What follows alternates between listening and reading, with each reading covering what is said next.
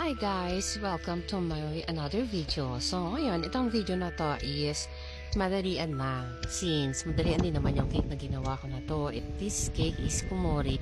Last year pa to, pero may dala ko mag-voice over. Sobrang dami ko kasi stuck ng mga video and kailangan na mag-delete kasi ang cellphone natin hindi na siya ganun kalubog ng space. So kailangan na magbura. So ayan, so, yung cake, hindi ko na napakita yung paano ko nagyan ng ganache. Dahil nilagay si kumori dyan sa gitna. So, kung nakita nyo, nagtiturdalan pa kami din ng mga kapatid ko kasi medyo rush yung cake na yan. Dahil after nga, meron pa akong gig ng December. December to, kung galit kamali, around December 20 plus. Hindi ko na recall yung tamang date, pero after nyan kasi medyo marami akong mga event na pinuntahan. Siyempre, raket-raketera tayo ngayon. So, di-instruct lang ako ng kapatid ko paano ilalagay yung mga design dyan. Since, kung makikita nyo rin naman, parang bakong gising lang ako dyan. And talagang minamadali na namin yung cake kasi mag-pick up na yung customer. So, ako, ginawa ko siya bago ako matulog. Tapos, tinulog ko muna kasi nga puyatan na naman after ngayon, nung nalagay ko na yung mga design ng kumori dyan, hindi pa agad nag-sink in sa akin. So, nakailang ulit at nakailang tanong ako sa kanya. Kasi hindi ko na binasa talaga yung form ng client na nag-order ng cake. Kasi after niyan, meron pa kang 3 cake na gagawin. So, sobrang rush talaga na mga ginawa kong cake ng December. So, halos lahat ng cake na mga orders ko. Kasi sabay-sabay yung mga racket ko niyan. So, may cake ako, may backdrop, may event design. So, medyo hindi na alam kung ano yung una kong gagawin. So, eto na lang. Hindi ko sa sono, pansin ko lang. Ngayon, yan, ginagay ko na ng marshmallow.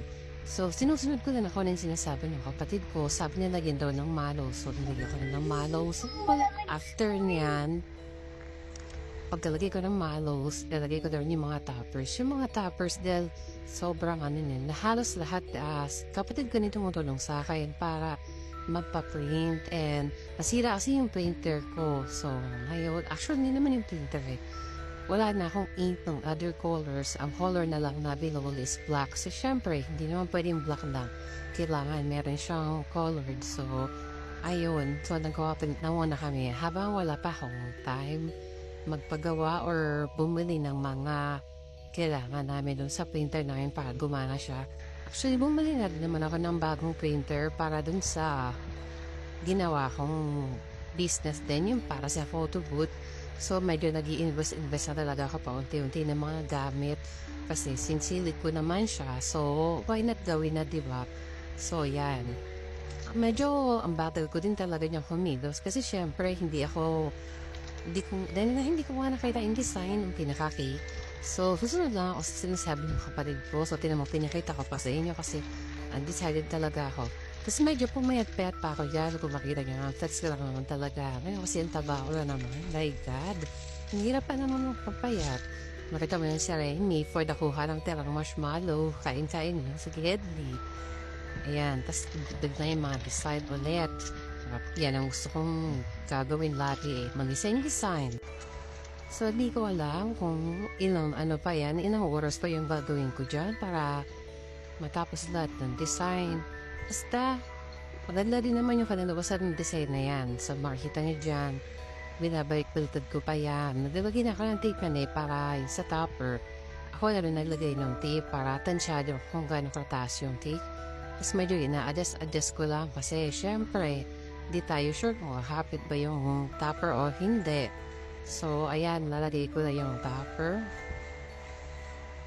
Din kung banda nilagay kasi sobrang loaded yung toppers sa totoo lang Maraming gusto ipalagay yung client. So, bigay niya na siyang kumori na topper. Tapos may kumori pa dun sa baba ng right. Actually, redundant na pero syempre, customer is always right.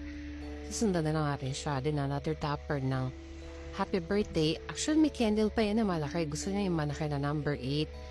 And, hindi ko alam kung ano kasi naging usapan talaga ng sister ko. Since yung sister ko yun, may hawak din sa page. Tapos, ako na lang gagawa nun. Then, syempre, bukod dito kasi meron din akong full-time job.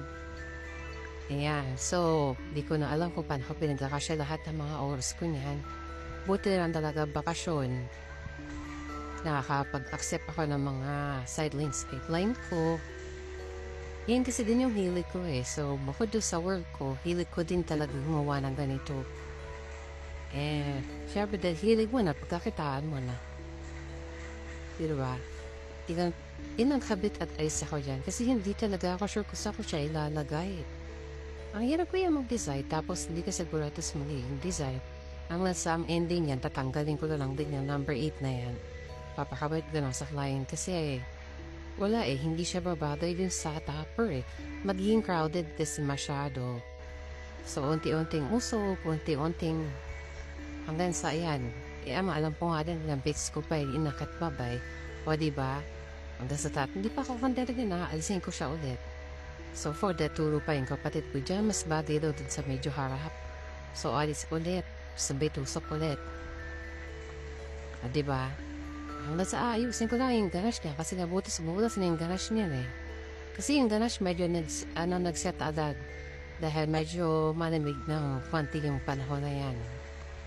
Maaraw pero malamig din sa part ng bahay namin na yan kaya ayan.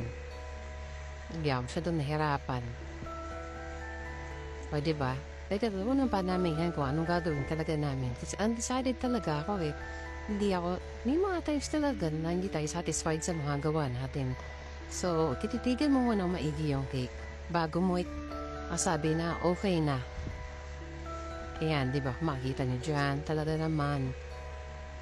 For the chika-chika yung kapatid ko dyan na tigan to, tigan yan. So, tayo kinikilig na sa sinasabi niya. Pero hindi naman tayo susunod. Ako pa rin naman yung masusunod dyan. Madalas nga naiinis siya sa akin eh. Kasi siyempre, di ba, magtatanong ako, pero hindi ko susundin, bakit ako lang ba yung ganun? Meaning nyo ganyan din kayo. Magtatanong na opinion sa iba, pero hindi naman susunod. O ayan, inaayos ko lang yan para matatapos na yung order na yan. And makakamove na ako sa another cake. So for the undone, talaga yung mga kapatid sa video na to. Hindi naman sila pwedeng i-edit dahil hindi naman ako ganun ka-perfect mag-edit. So, hindi ko na sila ma-alis din sa likod ko. Ayan, diktigan na lang ang mga mukha nila. Kilala niyo rin naman sila. So, ayan, kontento na ako sa part na yan. Maglalagay na ako ng another design na lang or radis na lang. Lalagay ko na lang dyan para matapos na siya. Para medyo may konting sparkling yung konting design. So, wala naman siyang sinabi na kung ano ilalagay o, diba? Okay na, simple lang, pero pwede na siya. Ayan, so, tumayo na ako. And, ayan na, pinabidyo ko na sa kapit ko for final. And, para masada rin sa client. So, yun lang. Bye-bye!